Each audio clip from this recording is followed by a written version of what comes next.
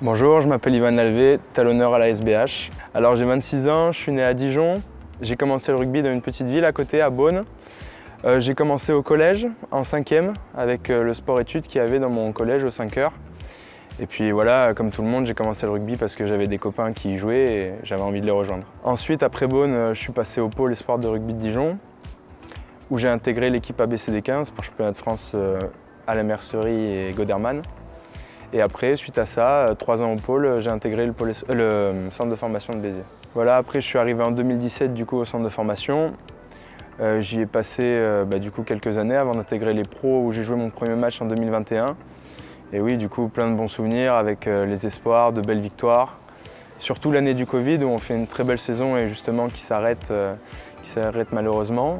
Et sinon aussi j'ai une anecdote où on était parti en Afrique du Sud. Ma première saison où j'arrive à Béziers, on part avec la sélection Languedoc-Roussillon 2 semaines et demie en Afrique du Sud et ça aussi c'était des très bons souvenirs. Ça faisait un moment que je m'entraînais avec les pros et du coup j'ai eu la chance en 2021 de jouer mon premier match à Carcassonne.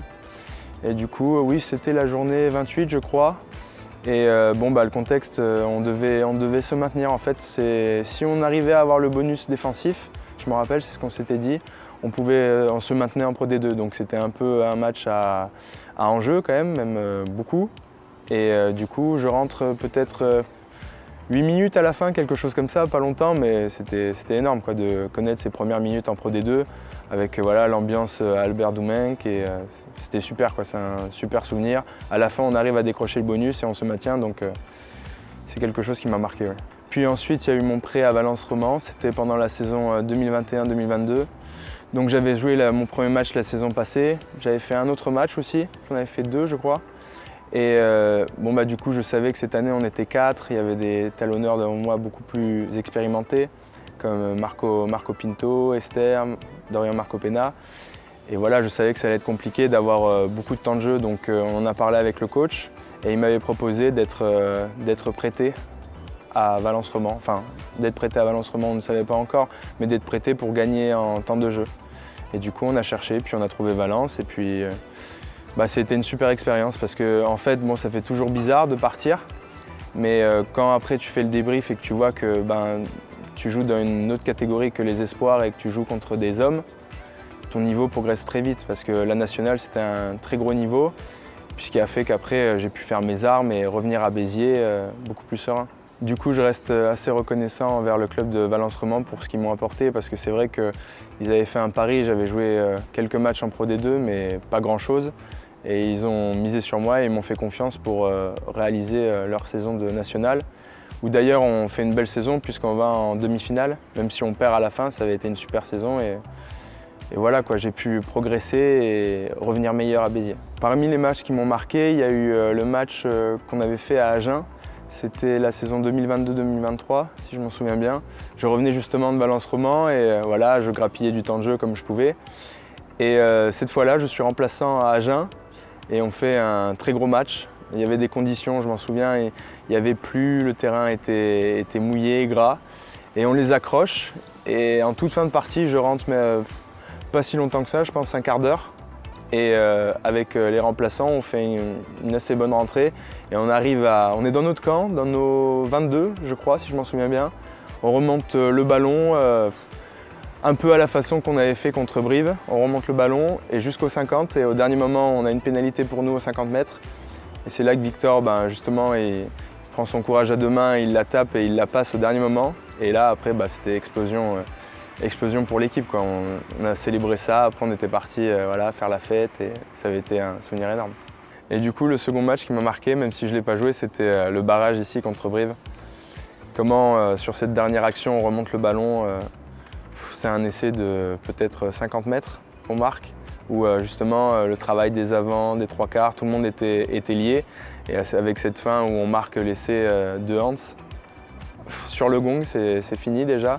Et puis après, toute cette fête que ça a engrangé avec les supporters, à la fin, ça m'avait mis les frissons. Pour moi, être joueur de Béziers, ça représente beaucoup. Déjà, l'image que ça dégage, cette image de guerrier. Quand je regardais les matchs, déjà plus jeune, j'avais cette impression de voir cette équipe-là, des guerriers solidaires ensemble. Et puis, la ferveur des supporters. Comment vous êtes à fond derrière nous à chaque fois en tribune. La musique, les bandas, Ça nous donne de l'énergie, ça nous donne de la force pour jouer les matchs. Monsieur Ivan Lalavé, c'est un MEB, c'est un made in Béziers. Un mec qui me plaît beaucoup. Il est du club à fond. Il finit son match à Aurillac dégoûté pour les gars. Il n'était pas inclus, il avait une tête qui tourne un petit peu. Le samedi, il est en train de regarder les espoirs à Narbonne. C'est un mec partout, il est toujours là, il est en pleine de forme. Et c'est l'ADN de ce club que je veux pour le futur. Première chose pour moi, ça tombait bien que le match pour lui, c'est à domicile cette semaine et lui, il est titulaire. Et pour plusieurs raisons, parce que j'ai trouvé que c'est quelqu'un pendant 3 mois qui est très engagé sur le projet. C'est quelqu'un qui fait le maximum toute la séance. Et j'ai senti c'est quelqu'un, c'est un clubman. Et c'est son comportement qui m'appelait bien. Et c'est quelqu'un qui travaille toujours pour le bien de l'équipe. Et puis voilà, moi je suis très content de lui pour son match devant sa famille et le public.